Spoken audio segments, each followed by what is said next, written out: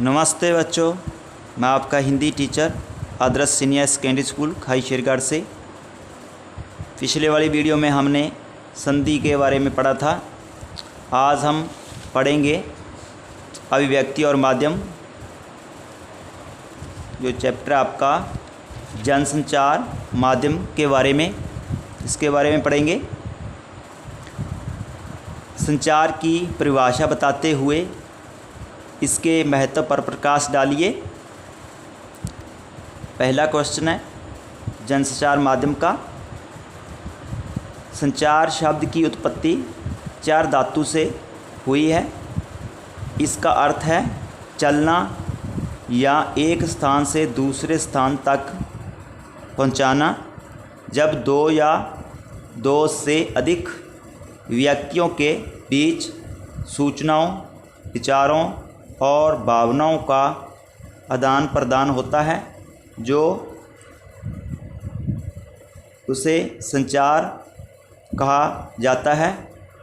प्रसिद्ध संचार शास्त्री सिल्वर श्रम के अनुसार संचार अनुभवों की साझेदारी है। संचार का हमारे जीवन में विशेष महत्व है। मानव सभ्यता के विकास में भी संचार की महत्वपूर्ण भूमिका रही है। कोई भी व्यक्ति संचार से कटकर जीवन व्यतीत नहीं कर सकता। संचार हमारे जीवन की आधारशिला है। दैनिक जीवन में हम संचार किए बिना नहीं रह सकते। मनुष्य एक सामाजिक प्राणी है। परिवार और समाज में रहते हुए वह संचार के माध्यम से ही संबंध स्थापित करता है और रोज़मर्रा की ज़रूरतों को पूरा करता है।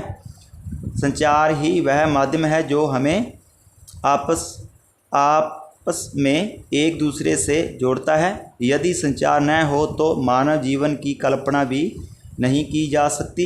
इस प्रकार संचार का हमारे जीवन में विशेष महत्व है। आगे सेकंड प्रश्न है, संचार के भिन्न तत्वों का संक्षेप में वर्णन कीजिए। पहला है स्रोत या संचारक।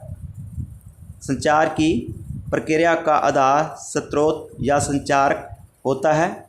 जब कोई व्यक्ति अपने किसी विचार, संदेश या भावनाओं को किसी अन्य तक पहुंचाना चाहता है तो उस व्यक्ति को ही स्रोत या संचारक कहा जाता है। स्रोत से ही संचार प्रक्रिया का आरंभ होता है। इनकोडिंग या कूटीकृत संचार की प्रक्रिया का दूसरा तत्व इनकोडिंग है। इसमें संचारकर्ता एक भाषा का प्रयोग करता है। सफल संचार के लिए यह जरूरी है कि संचारकर्ता जिस भाषा या कूट शब्दों का प्रयोग कर रहा है, वही भाषा या कूट शब्दों का ज्ञान संदेश प्राप्त करने वाले व्यक्ति को भी होना चाहिए। यानी जो जिस भाषा का वो प्रयोग करता है और जिसको वो बेचता है, उनको भी उस भाषा का ज्ञान होना चाहिए। संदेश, मैसेज। संचार प्रक्रिया में संदेश का विशेष महत्व है। संचारक का मुख्य उद्देश्य अपने संदेश को उसी अर्थ में प्राप्तकर्ता तक पहुंचाना होता है। अतः संचारक को अपना संदेश बिल्कुल स्पष्ट और सरल शब्दों रूप में प्रस्तुत करना होता है। यानी सरल शब्दों में प्रस्तुत करना होता है, पेश करना होता है। माध्यम या चैनल किसी भी संदेश को प्राप्तकर्ता तक पहुंचाने के लिए एक माध्यम की आवश्यकता होती है। हमारे द्वारा बोले गए शब्द ध्वनि तरंगों के माध्यम से प्राप्तकर्ता तक पहुंचते हैं तथा दृश्य संदेशों के लिए प्रकाश तरंगों की आवश्यकता होती है। वर्तमान में हम अपने संदेश को टेलीफोन, समाचार पत्र, रेडियो, टेलीविज़न, इंटरनेट आदि माध्यम के द्वारा प्राप्तकर्ता तक पहुंचा सकते हैं। यानी जो भी संदेश होता है वो फ़ोन के माध्यम से, पत्र के माध्यम से, टीवी के माध्यम से, रेडियो के माध्यम से पहुंचा सकते हैं। प्राप्तकर्ता अथवा रिसीवर संदेश का प्राप्तकर्ता किसी भी संदेश का अंतिम लक्ष्य होता है। प्राप्तकर्ता संदेश में निहित चिन्हों और संकेतों के आधार पर अर्थ निकालता है। जो उसके संकेत चिन्ह होते हैं उसके द्वारा उसका अर्थ निकाला जाता है। फीडबैक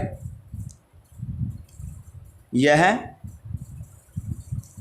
संचार प्रक्रिया का अंतिम तत्व है, आखिरी तत्व है।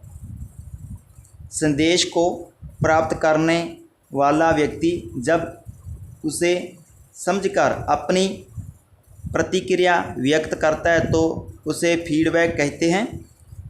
संचार प्रक्रिया की सफलता में फीडबैक की भूमिका महत्वपूर्ण होती है। फीडबैक से यह स्पष्ट हो जाता है कि संचार सफल हुआ है या नहीं हो पाया है। यदि संचार सफल नहीं हो पाता तो फीडबैक के अनुसार ही संचारक अपने संदेश में सुधार करता है और उसे पुनः आगे बढ़ाता है। ये थे हमारा आज के क्वेश्चन। 2 क्वेश्चन आपने अच्छी तरह राइट भी करने हैं और लिखने भी है और मुझे आशा है कि आपको समझ आ गई होगी। Thank you.